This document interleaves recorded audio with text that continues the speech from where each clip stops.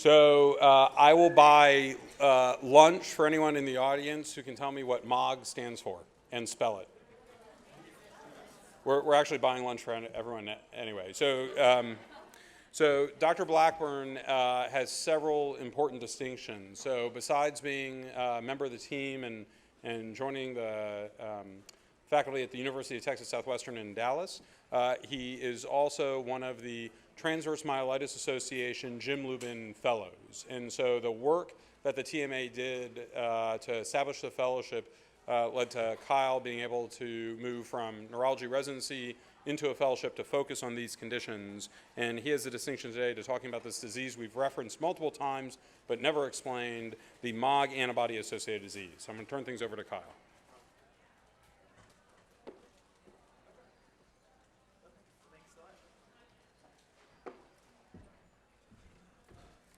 All right, thank you, everyone. I am one of those first graders that Dr. Greenberg mentioned earlier whenever he talked about the founding of the TMA. So it's a pleasure to be here today and to have served as one of the fellows. And to show you how quickly things are moving in neuroimmunology, you can see my slide. I already have the outdated name for the association. That's how quick things move here. So I have the pleasure to talk with you guys about anti-MOG associated disease today. I kind of wanted to take a different look at the nervous system. Our goal is, because we need people to train in these rare disorders, that all of you will be able to treat them before the end of this symposium. So we're giving you different parts of neuroanatomy, and I'm going to take it from the cellular level this time instead of looking at things in terms of the physical structure. There are three types of cells I want to talk about within the nervous system quickly. All of these cells have their own unique type of autoimmunity that can affect them. The first cell is kind of the main actor. It's the George Clooney of the nervous system. It's the neuron or the nerve cell. It is the effector cell. It is what sends the signal that allows you to move your arm, think, allow you to help with vision, all of those things. It's kind of the main actor. And as all main actors, it has some supporting actors, and I like to call those the glial cells in this instance. One of them that I wanted to bring up briefly is the astrocyte. And I bring that up because it expresses the protein aquaporin 4 that many of you may know from neuromyelitis optica. And I also wanted to bring up the oligodendrocyte, which is going to be one of the focus of our talk today. The oligodendrocyte, its main role in the nervous system is to make myelin. Myelin is a kind of, if you think about an axon, which comes from a nerve cell as the copper wiring that transmits a signal, myelin is the coating around that wire. And it's a fatty substance that allows for quick conduction of signals through the nervous system. It is also the home of the myelin oligodendrocyte glycoprotein, or MOG. It expresses that protein, which we'll be focusing on today. I wanted to quickly review MOG antibodies and give you a brief overview.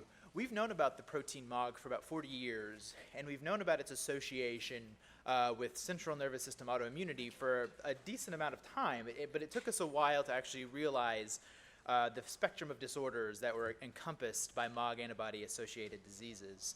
And part of that was just how we've changed our ability to test over time. Early studies in MOG antibodies really focused on multiple sclerosis. They were finding high rates of antibodies in MS patients, and within another study would come out and find a similar rate of with MS patients in healthy controls.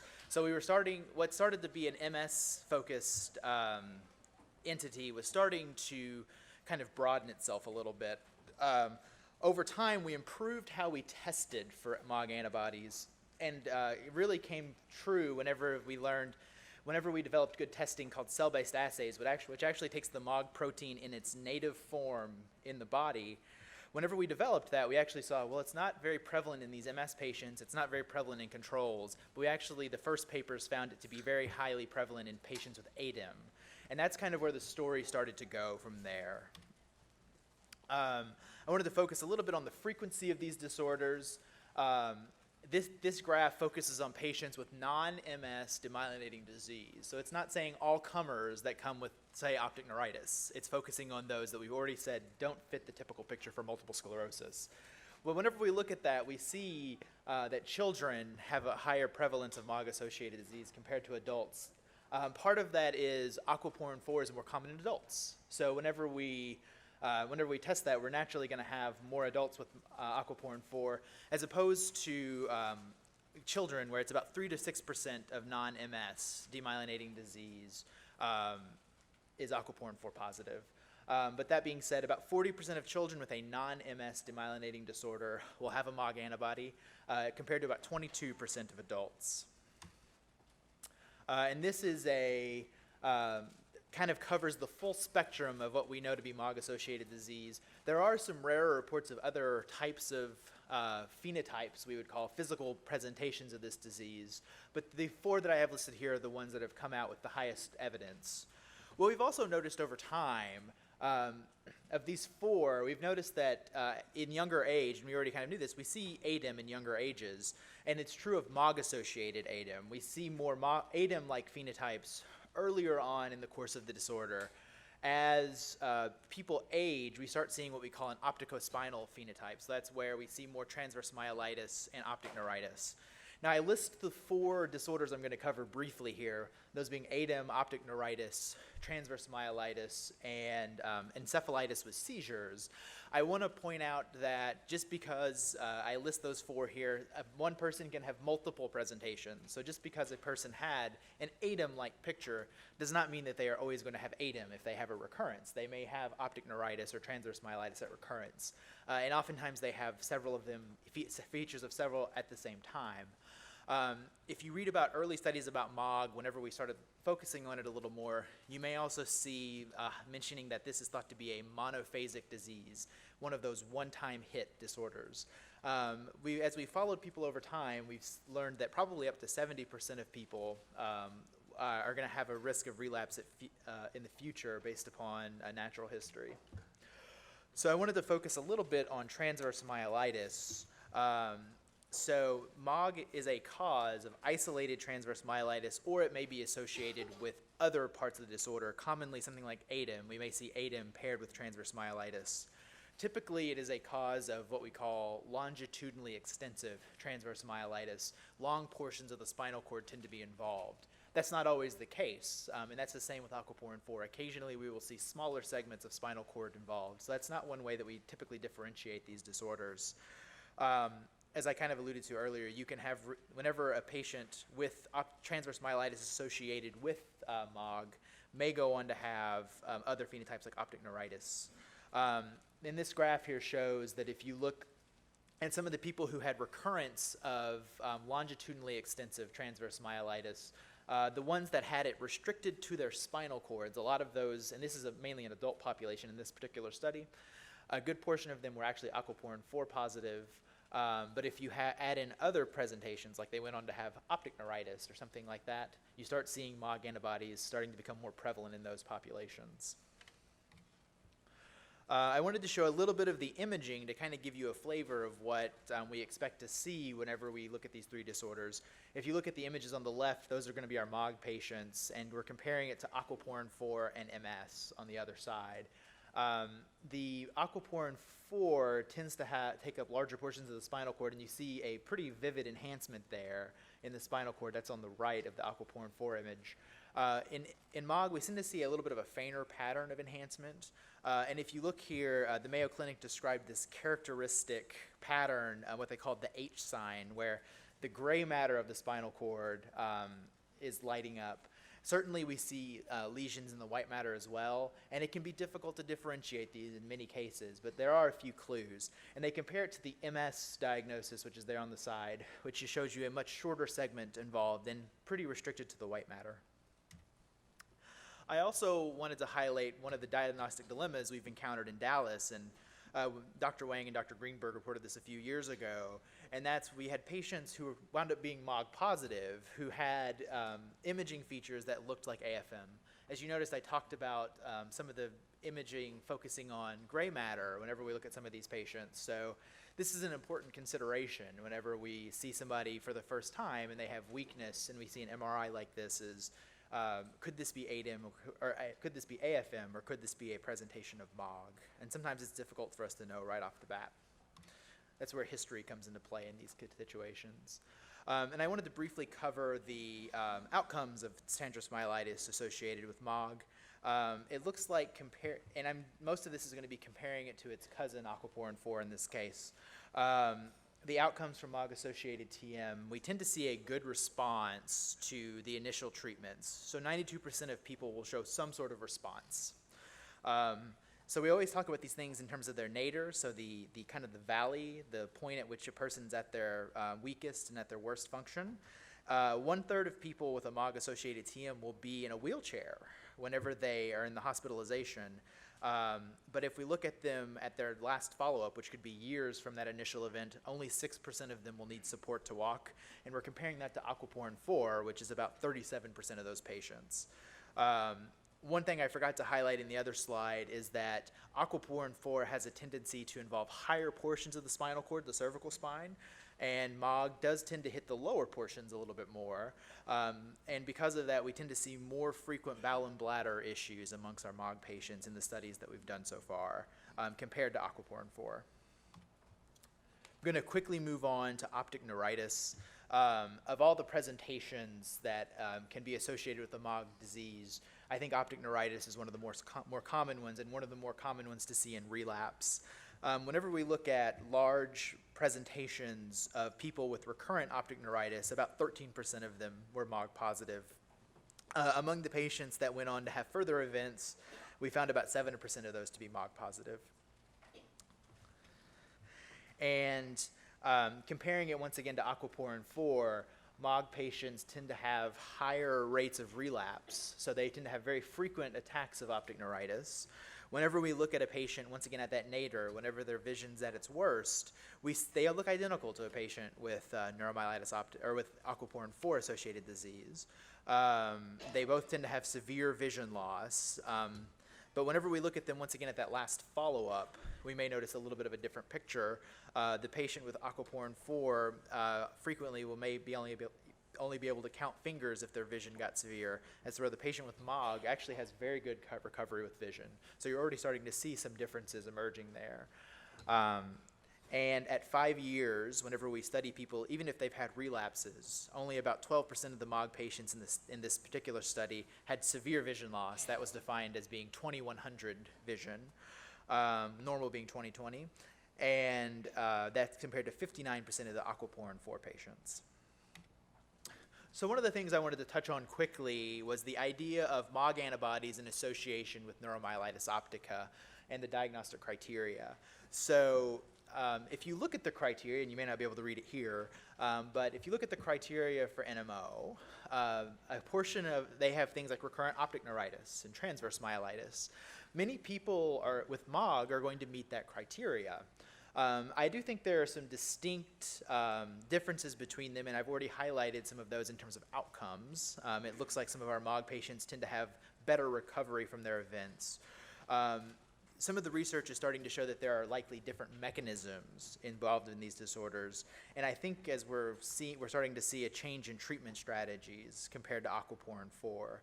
So I think as we go forward, we're going to start thinking about this entity, and you see the TMA handling it as its own unique entity, because there are some differences there, and you're going to see us moving forward probably looking more at the biomarker defining the disease instead of the clinical features, because they can present differently even though they have similar symptoms involved. I wanted to touch quickly on encephalitis with seizures. This is kind of the most recently recognized phenotype of MOG, and probably one that's distinct amongst the typical things covered by our organization. So it's recently recognized, and it tends to be what we call a cortically based encephalitis. So that means the gray matter of the brain tends to be involved whenever we look at it on imaging, and it tends to be on one side of the brain. So it tends to be just one side following the ribbon of what we call the cerebral cortex. These people typically come to us with seizures and signs of encephalopathy. Oftentimes they're having very frequent seizures, and they're not controlled with typical seizure medicines, and then we start treating them with steroids, and the seizures go away. These people unfortunately also have a high risk of relapse, and frequently they do go on to have more seizures in the future as part of their relapse. Only to date 24 cases have been reported though. There is an overlap between this disorder and autoimmune encephalitis, particularly anti-NMDA receptor encephalitis. And I wanted to briefly touch on ADEM. Dr. Wang is certainly going to cover this in much more detail, but I wanted to quickly bring this up. MOG is associated with ADEM. One series found about 50 to 60% of children with ADEM are MOG positive. Another study looked at the imaging features that kind of differentiate MOG positive and MOG negative patients, found these large hazy lesions, frequent involvement of the spinal cord in those patients, and frequent involvement of a coordination center called the cerebellum. When we look at outcomes compared to the MOG negative kids, it does look like there's a higher risk of relapse in our MOG positive kids.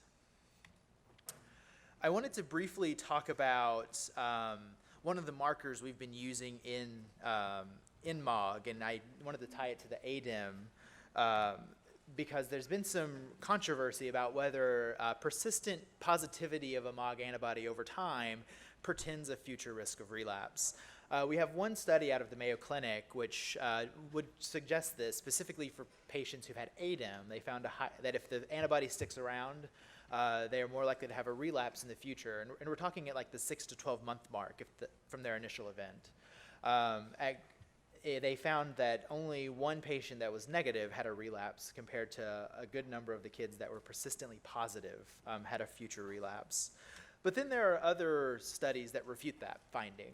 And in this study, they found that amongst their kids who had a monophasic, a one-time illness, 13 of them were MOG positive and hadn't had a future attack. And this was years after. Some of this is probably biased a little bit by the time frame of follow-up. We have to remember we're not really 10 to 15 years out for this disorder at this point. We're really looking at maybe at most 5-year outcomes. So we still are learning, we're still trying to see these long-term outcomes. We're still a ways away from that. I wanted to talk a little bit about steroid responsiveness in MOG-associated disease. MOG relapses tend to occur at times when steroids are being weaned, or in periods, usually the 2 months following cessation of oral steroids. So many centers have been putting people on oral steroid tapers after their initial event, and they were finding that as they weaned down on their steroids, that tended to be a time that they would be at high risk for relapse. There are some centers that have been advocating for longer tapers. As many of you all know, if you've ever been on oral steroids yourself or had a child on oral steroids, that can be problematic. There's weight gain, there's problems with irritability and mood, problems with blood sugars, blood pressures. So it's really not the best long-term strategy, though it may be effective. And I wanted to briefly touch on second-line treatments. I want to say everything that I say right now is very early. This is a big source of debate amongst neuroimmunologists as well, as when to start second-line treatment. And I'm talking about the immunosuppressant medications. Many people at this point are considering treating after a person has declared themselves to have a relapsing disease. How long to treat and what drug to use is still a point of kind of where we're still trying to learn a little bit more. This one study I point out here did find some success with drugs like rituximab and mycophenolate and with recurrent use of IVIG. But at this point, we haven't systematically looked at these things on large scale, and certainly we're not at the point where we've done clinical trials yet. And I think eventually we're going to have to get to that point where we perform randomized controlled trials to prove that drugs are truly being effective, just as we've done recently with aquaporin 4. I also wanted to show kind of a typical treatment algorithm, and this basically just goes over a typical treatment. In the hospital, we frequently give people IV steroids if we're suspicious for a MOG-associated disease. In severer cases, we will frequently use plasma exchange or IVIG as well. Sometimes we'll go ahead and add those on from the get-go. At this point, we're trying to decide, you have to decide, are you going to test for persistent positivity, or are you going to see if they have another relapse? At that point, I think most centers are agreeing we need to start some sort of steroid-sparing agent. And that's just the general gist of this treatment outline.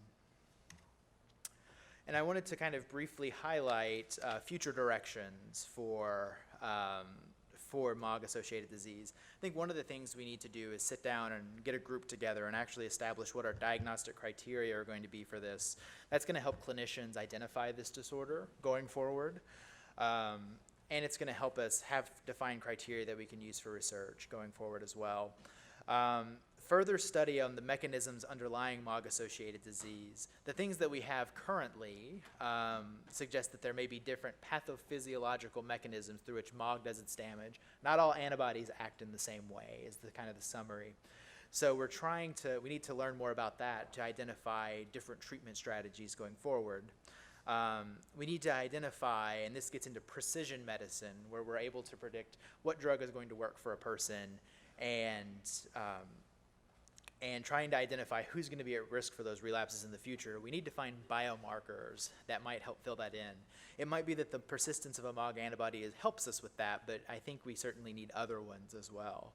And then, of course, we're going to have to get longer-term data on this disorder and kind of learn what the 10 to 15-year outlook looks like, and see it as children grow up, what does the outlook look like for their disorder.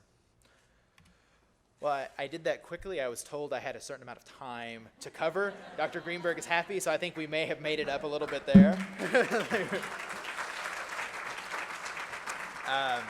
But I wanted to thank you all. It's been a pleasure to work with this organization for the last few years. I have a picture from Kentucky up. I guess I lost my, that's fine. But I had a picture from my time in Kentucky at the CCK at our family camp that I've been to the last few years. If you have a child with a rare neuroimmune disorder, I strongly encourage you to try to make it there. It's truly been one of the highlights of my fellowship. So thank you all. Okay. We have time for a few questions, but we do want to stay on time. So I'll try to, I guess I answered everything. Oh, we got something here.